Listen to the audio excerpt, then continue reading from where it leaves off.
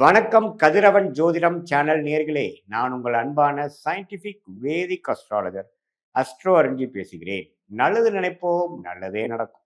இந்த வீடியோவில் நம்ம என்ன பார்க்க போறோம்னா, பிப்ரவரி 2026 துலாம் ராசிக்காரருக்கு எப்படி ஒரு மாதமாக, எந்த பலாபலன்கள் நிறைந்த ஒரு மாதமாக இருக்க போகுதுங்கிறது சயின்டிபிக் வேதிக் அஸ்ட்ராலஜி முறையில் துல்லியமாக, எந்த விதத்திலும் மூட நம்பிக்கையில் போகாமல், பரிகாரங்கள் அது மாதிரி விஷயம் போகாமல், மிகைப்படுத்தாமல் உள்ளது உள்ளவாறு மாத கிரகம், ஆண்டு கிரகங்கள் துலாம் ராசிக்கு எத்தகைய ஒரு அமைப்பு கொடுத்து பிப்ரவரி மாதம் எதுமாற ஒரு திசையில் வந்து நம்மளுடைய வாழ்க்கை பயணம் திரும்ப போகுது அப்படிங்கிறத நம்ம கொஞ்சம் பார்க்க போறோம். அதுல பாருங்க, துலாம் ராசியை வந்து குரு பார்க்கிறார் 9ஆம் இடத்துல, 6ஆம் இடத்துல சனி இருக்கிறார், 5ஆம் இடத்துல ராகு, 11ஆம் இடத்துல கேது. இது வந்து பாத கிரகம், எந்த ஒரு மாற்றமும் பிப்ரவரி மாதம் இல்லை. ஆனா மாதத்தின் 2வது வாரத்திலிருந்து பாத்தீங்கன்னா, ராசி அதிபதியாகிய சுக்கிரன் வந்து 4ஆம் இடத்துல இருந்து 5ஆம் இடத்துக்கு போய் குரு பார்வை பெறுகிறார். அது ரொம்ப நல்ல ஒரு விஷயம். அதே சமயத்துல புதன், சூரியன், செவ்வாய் எல்லாமே 4லிருந்து 5க்கு மாறுவது பாத்தீங்கன்னா, துலாம் ராசிக்கு ஒரு நல்ல பலனை கொடுக்கக்கூடிய ஒரு அமைப்பாக இருக்குது. ஸோ பிப்ரவரி மாதம் 2வது வாரத்திலிருந்து நல்ல மாற்றங்கள், எதுமாற மாற்றங்கள், நம்ம என்ன முயற்சிகள் செய்தோமோ கடந்த 6 மாசமாக, 4-5 மாசமாக, எதுமாற ஒரு அமைப்பை நாம் செய்து கொண்டு, எதுமாற முயற்சிகள் நம்ம செய்து கொண்டிருந்தோமோ அந்த மாதிரி முயற்சிகள் வந்து கொஞ்சம் பலன் கிடைக்கக்கூடிய அமைப்பாக இருக்கு.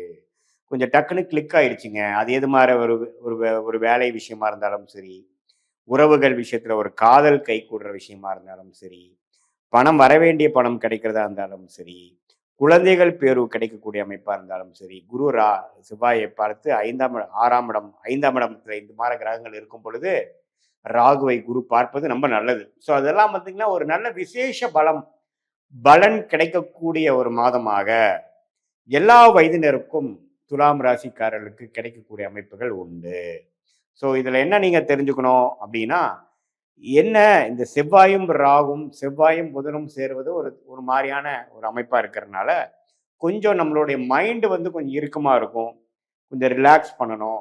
என்னதான் சில விஷயங்கள் ஃபாஸ்டா நடந்தாலும் உங்களுடைய வேகத்துக்கும் உங்களுடைய எதிர்பார்ப்புக்கும் இல்லாமல் கொஞ்சம் நடக்கக்கூடிய அமைப்பு உங்கள் மனதை வந்து கொஞ்சம் குறைப்படுத்தக்கூடிய, கொஞ்சம் சங்கடப்படுத்தக்கூடிய அமைப்புகள் கொடுக்கும். அதை வந்து சரி பரவாயில்ல, பாசிட்டிவ்ஸ் என்னங்கிறத எடுத்துட்டு நீங்க அடுத்து நீங்க நகரும் பொழுது வாழ்க்கையில ஒண்ணுமே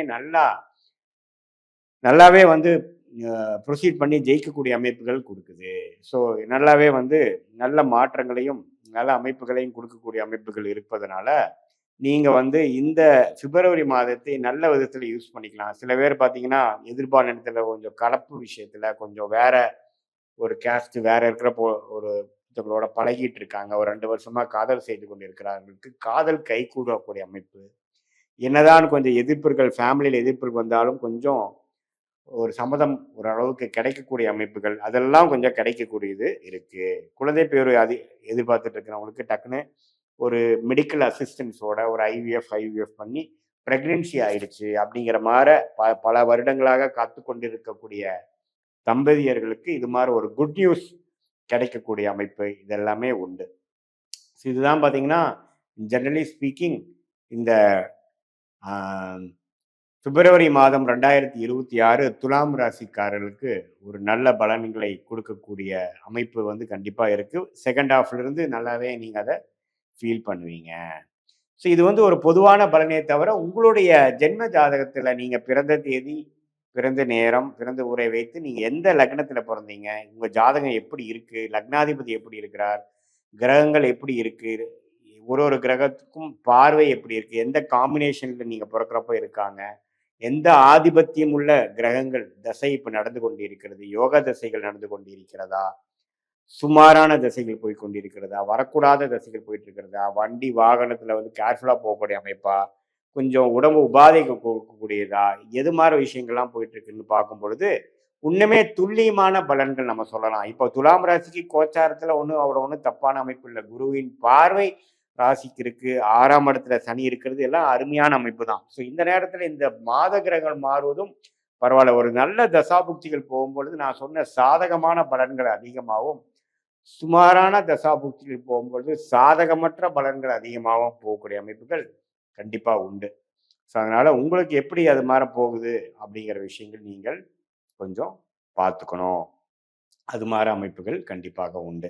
ஸோ இது வந்து ஒரு அந்த தசாபுக்திகள் வைத்து பார்க்கும் பொழுது, இந்த கோச்சார் அமைப்பும் மிக்ஸ் பண்ணும் பொழுது, இன்னுமே அக்யூரேட்டா நம்ம வந்து அடுத்த வரக்கூடிய காலகட்டங்கள் எப்படி இருக்கு?